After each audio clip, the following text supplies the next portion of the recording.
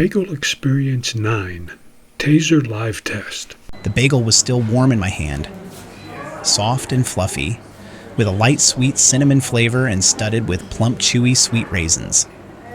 The paper-thin outer crust had buttery notes, and its crispiness added a muted crunch when chewed together with the soft, bready interior.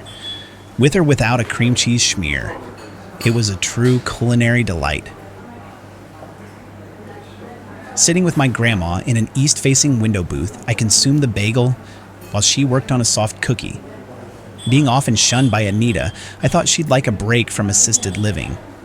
So I took her along, even though it meant pushing her wheelchair a half mile or so. While we ate, we watched a squirrel manipulating a nut on one of the pin oaks that lined the bagel shop's parking lot. Traffic on the street was very light, as much of the town still slept. Across the street, the sky behind the buildings glowed with the impending sunrise. It was early enough so that those already out and about could take things at a slower pace. Glancing over, Grandma had some cookie crumbs mixed with spittle on her bristly chin. Grabbing a napkin, I wiped it off. She had no teeth, so it was a problem for her. There was no conversation since, after the stroke, she'd lost her ability to speak English. She could still speak her native tongue, so only my father understood her. The sky was tinted with glorious shades of yellow and orange now. Following each bite of the bagel, I took a sip of the shop's dark roast. Oh, what a wonderful way to start the morning, I thought. "Excuse me, I gave you a 20, not a 10, said a customer at the register. A tall blond man who appeared to be in his late 30s, early 40s, stood at the register. He was well dressed in a button-down shirt, tie, pressed slacks, and nice shoes. Someone on their way to a meeting or work. Most likely a novice customer, to be negotiating at the bagel shop's cash register. Opposite him was a young high school-age youth. Lucky for the customer, the pirate employee was out that day. The boy shrugged. "Here's the 10 you handed me, sir." "I don't know where you pulled that from," snapped the man, glowering at the boy. The boy stood his ground and continued holding out the 10, but the man refused to take it and demanded he be given change for a 20. It occurred to me, this would be an excellent excuse to live test my new taser, considering such a course of action would have been unthinkable anywhere else. But at the bagel shop in Old Town, it was fine. Setting my bagel down, I stood up, held up a finger signaling to Grandma I'd be right back, and hurried to the front, where I positioned myself about 8 feet behind the customer at the register. As the argument continued, I pressed a cartridge home with a click, then switched the gun's safety to armed. The man took no notice. Aiming the gun, I pulled the trigger, firing the taser's prongs into his back, then held it down to apply the stun.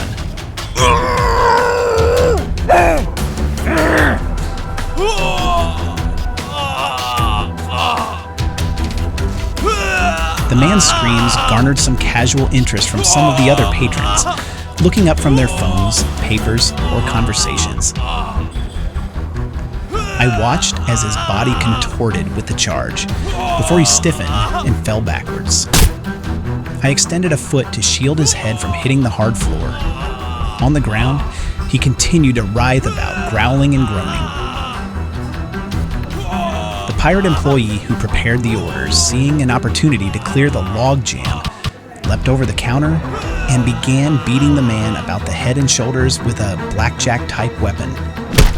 After maybe 8 or 9 whacks, the man lost consciousness. I thought the employee had gone a little overboard, as the man's hair and face now resembled that of a boxer who had gone the distance and lost. Word went up the chain, and Baltazar came out from around the counter. He thanked me and called for another employee to help carry the man out. I yanked the taser prongs from the man's back and held the door for them. They dragged the man as far as the parking lot before leaving him on the blacktop. A few of the crackles in the immediate vicinity flew off, but quickly returned. Then the boy who had been working the register brought the man's food order and change and set it down next to his head.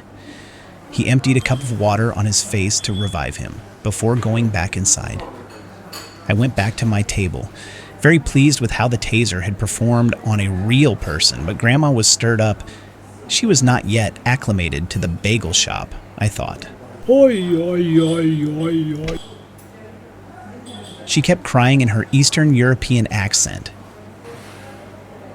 Her eyes wide open and toothless mouth agape, she wagged a finger at me. Then continued on with a jumble of foreign words. Що ти наробив? Ганьба, ганьба, поганий хлопчик.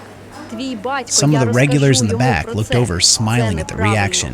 Неправильно Grandma, я тобі- stop. I helped you defuse the situation.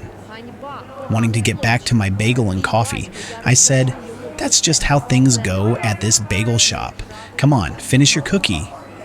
We'll go by the pet shop next, and you can look at the parakeets." Grandma loved parakeets, although in general, they were terrified of her. Her fine motor skills were somewhat diminished, and she was rather clumsy with them.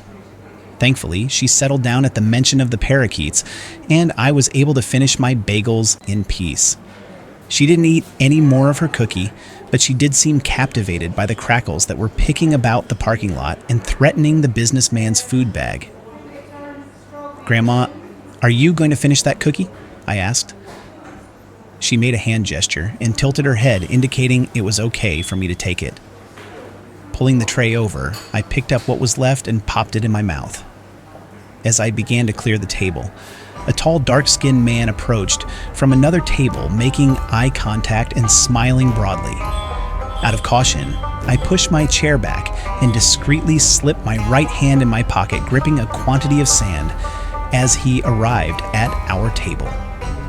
The man noticed this maneuver and, raising both hands palms up, laughed in a deep voice. No worry, man. I come in peace, yeah. I don't want to know what's in that pocket for me. "Hi, what's up?" was all I managed. "We're fixing to leave." Then sympathetically, No problem, man. Tobias Mumjabba at your service. he said, extending a massive ebony fist. I hesitantly met his fist bump. I'll get right to it now. We've seen you a few times here. You like the bagels. We likes how you handle things, and we'd like to offer you a little work now. I started to shake my head no, but he quickly held up a hand and said in an almost melodic tone, You don't answer now? Take my card. Give it a think. Call me anytime. Then walking away, he threw his head back and heartily laughed. Glancing over, Grandma was staring after him, wide-eyed and mouth agape, catching flies again. Letting go of the sand, I quickly pocketed the card he dropped on the table and got up, taking hold of the wheelchair. I tried to make light of it. No idea about that. Never a dull moment at the bagel shop. "Huh, Grandma? Let's go check out the budgies now."